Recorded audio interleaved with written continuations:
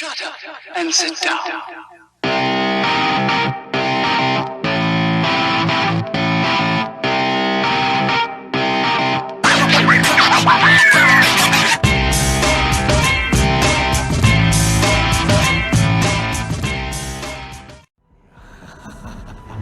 Sarah Jane Smith is my prize. Even you, Doctor, didn't realize how wonderful she is. What do you want with her? What I always want for many of those I visit. Her agreement. Goodbye, Doctor. Hi, humanity. Welcome to my channel. And we talk about the 12 laws of mind that govern our lives here. You know, it governs everyone's lives. So it's good to know about them. Get a little knowledge, you know, and have them work with you instead of you unconsciously stumbling in the dark because you're not aware of them.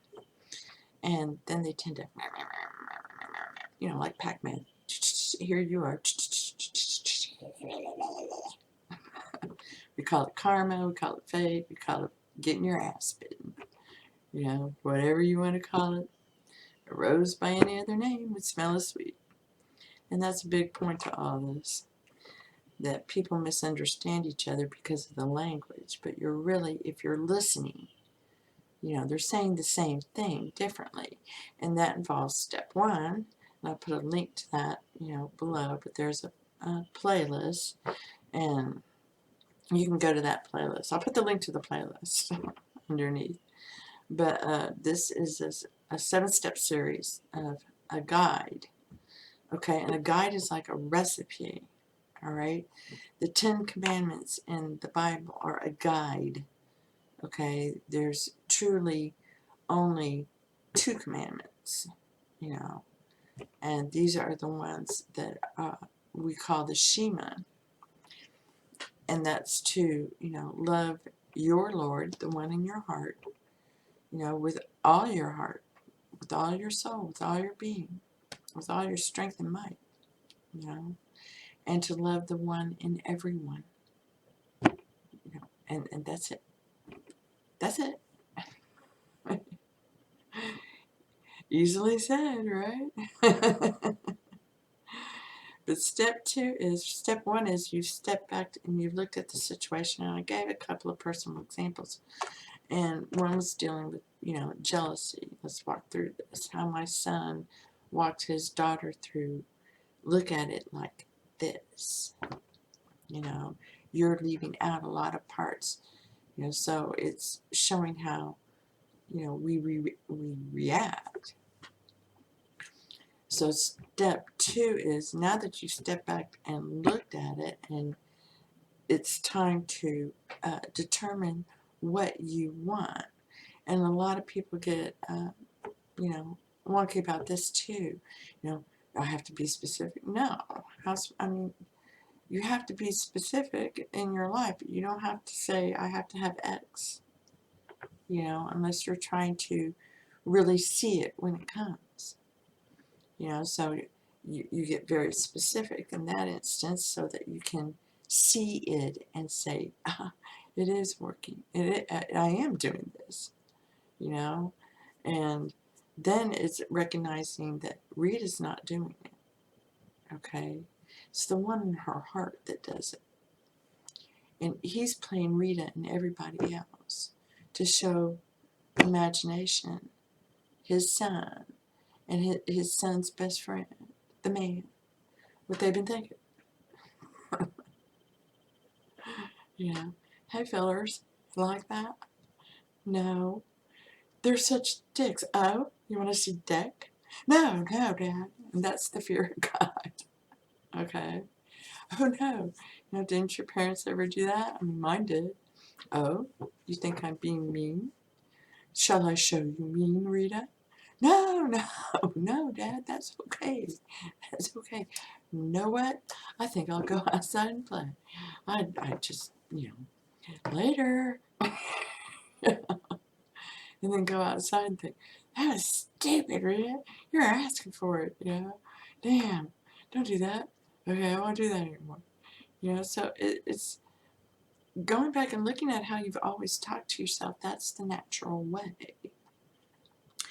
But that now you step back, you looked at it, and there's a couple of ways of attacking it, but it's really, okay, well, I was, I'm feeling a lack of X, and okay, well, really all boils down to love. This is what drove me crazy about everything. Well, you put this, you put that, you put this, that. What the hell? It's love. Okay, it's love. So, for example, we had a Volvo. I loved it. It was the best little car. Our best friend, and he was a mechanic and works on all the high-end cars and stuff like that. And he built us this Volvo. He went out and bought the frame in an auction, and started building it for me. And he gave it to me. And it was just beautiful. I just loved it. And, it died. It finally died one day. And I was like, I don't know what we're going to do, but it sure would be nice to get a free car. Yeah, that would be really great. And then went back to washing dishes, because I do a lot of daydreaming when I'm washing dishes, thinking about stuff. And so the next day, my brother calls me and says, "You want a free car?" I said, "What?" He goes, "I have a car. I have bought 2 new cars, and there's no room for this car in my garage. Do you want it?" I'm like, "Yeah, sure. This is perfect time. Steve our vote just died." And he's like, "Oh, great." I said, and he goes, "There's only one, catch to it." I said, "Oh, okay. What?" He goes, "You can't bring it back." I said, "What?" "You cannot bring it back. Once you take it, it's yours." I said, "Okay." Yeah. Duh. He goes, "No, really." I was like, "No, really. I'll be there tonight. I'll pick it up." So then I go to pick it up. Now the end has been achieved, right? I imagine the end. The end has been achieved. And here comes the details, And he's showing me how to, work all the little gadgets in the car before he hands it over to me. I'm like, "This is so great. But I gotta ask you." He goes, "What?" I said, "What did you mean by you can't bring it back?" And I'm like, "Of course I would never bring it back. I'm just grateful, thankful to have it." He goes, No, you don't understand. I had this car totally redone, everything jacked up, the new transmission, the whole thing." He goes, "And I gave it to Kathy's brother because he lost his job and they needed it, right?" He goes, "And it's got this security system in it. And I've never had a problem with it, not ever." He goes, "And at his house, he kept saying it kept going off. If the wind blew too hard, it would go off. If squirrels landed on it, it would go off. And he brought it back." I said, "You're kidding me." "No, I'm not kidding you. So don't bring it back." It's like, "Fine, I'm sure it'll be perfectly fine." So here goes the story, right?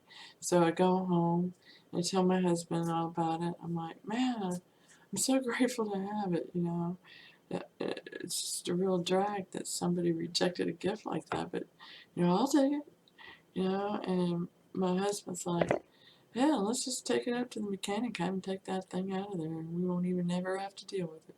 That's a great idea, So, next day, we went up there, had him take it out, cost $20, because it takes no time at all. It was an older Honda Accord, and it's just unplug it. And, we had that car for a hell of a long time, too. Forever grateful, So it was, step 2 is, what do you want? So in that instance, I wanted a free car, know. So here you go, have a free car. You know. So in my mind, you know, it was you pay for it or you don't pay for it, so free car, right? And no imagining sessions, and this is what I mean by when you go look back at your life, you realize that you've been doing it all along. It's the way you think. So now you've gotten this free car, and you've gotten the story, and you both enjoyed it, and you learned a lesson. You know, it would never occur to you to return a gift. You know, you may re-gift it to somebody else, but you would never return it. All right? But something compelled this other person to do that. Okay? And because we're aware that people do that. Okay? So bless him for doing that for me. You know, it helped me. So I bless him and thank him for his lovely being. Because he's perfect. And that's what I mean. We're all perfect. If you come from God and God is perfect, then you are too. And this is, you know, understanding that the only thing you want to attach to yourself is God himself, and get all those other things out of the way. Okay? Because the root goes from here, you know, down the spine to the heart. All right? That's how it gets there. So you don't want to attach anything to this that's not like this, because that gets you conflict. Okay. He goes to sleep when you do that. Is this you or me? I am. You know, it's principle. Okay, he's just gonna let the principle work. He doesn't get that bad shit. He doesn't get that scary stuff. But if you, and this is very clear in things like Psalm 46, you use divine love to root those things out of your subconscious mind and cut the thread, you know, and you don't even know where it's coming from. Cut the thread, you know, and you'll be led to these things, a particular video or something else. Do you have eyes that can see? Do you have ears that can hear? Because as soon as you say it, the bridge of incidents is opened up and you're on your way. And people, you know, get caught up in the, am I on a bridge of incidents? It's your life. As soon as you said it, it opened up. Can you see it? You know, and if you want it to be straight and true, then it's the love. Love conquers all. It's all love. This is all love. I'm not going to look at the good. I'm not going to look at the bad. You're all good. You're all good, just like me. We're beauty. We're grace. You put makeup on to enhance your natural beauty. You wear clothes that enhance your natural beauty. Okay? This is what you do. You know, purple hair is not enhancing your natural beauty. I'm sorry. If you want to do that, that's fine. It's not my life, it's your life.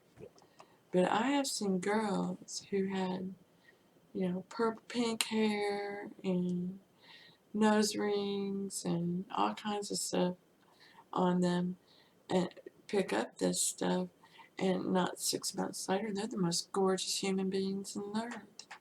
You know, their hair is back to dark, chestnutty brown, and those beautiful blue eyes are just, you know, and her skin was just so perfect.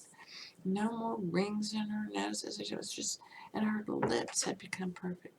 You know, and this is what I mean. You claim your birthright. Thank you for my perfect body. Of course it's perfect. It's in Genesis. He made it for you. That's the skins. Okay?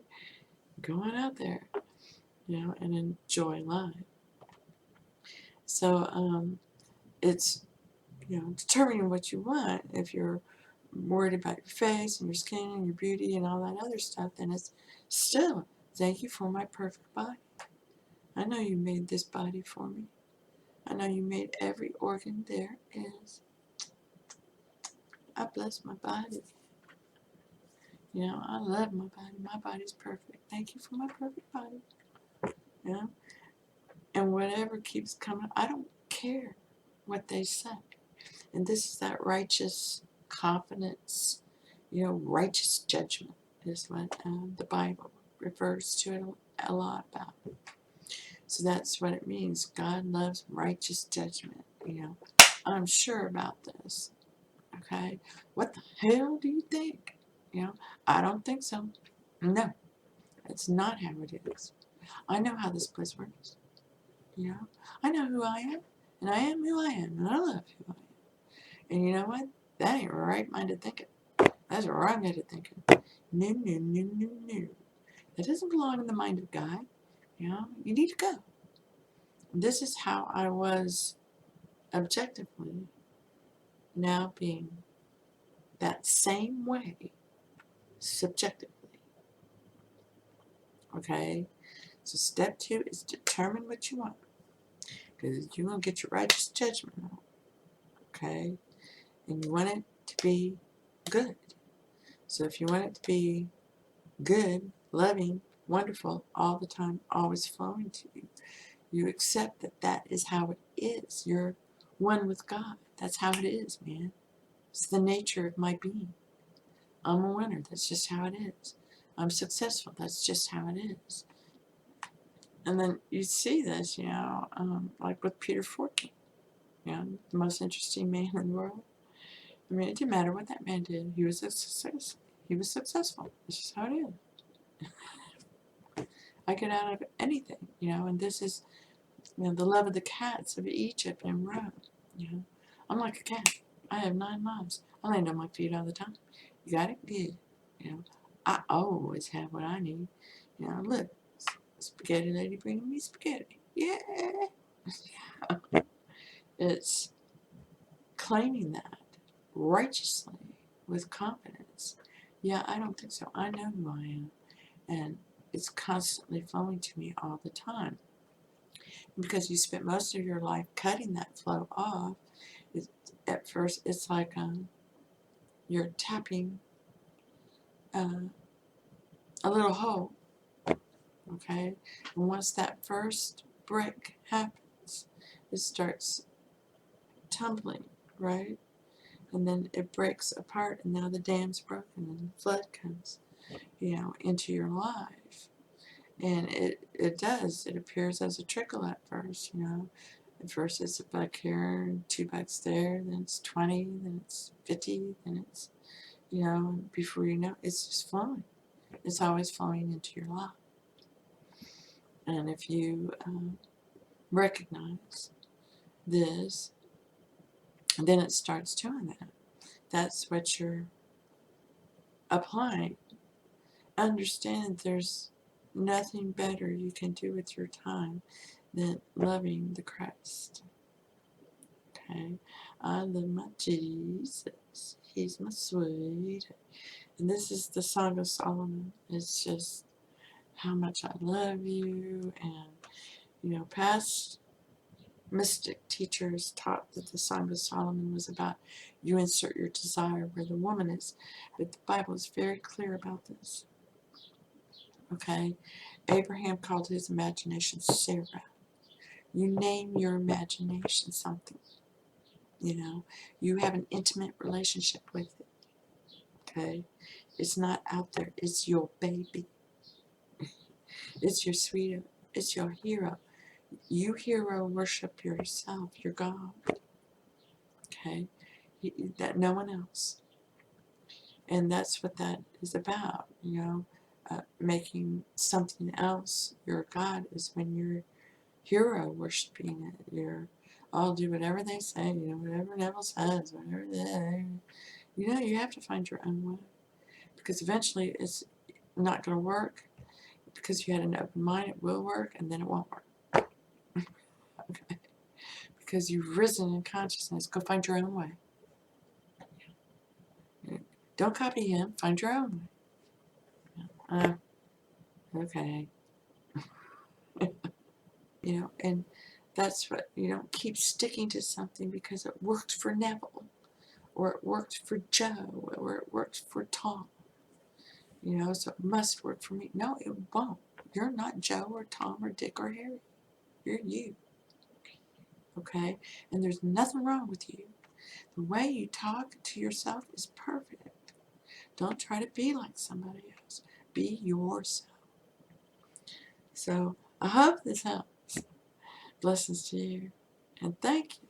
Thank you for being you. You came all that way for me. You're so important. Not just to me. Trickster wanted to end your story, but it goes on. Things you've done, sir, they're pretty impressive, but things you're gonna do. Shut up and sit down.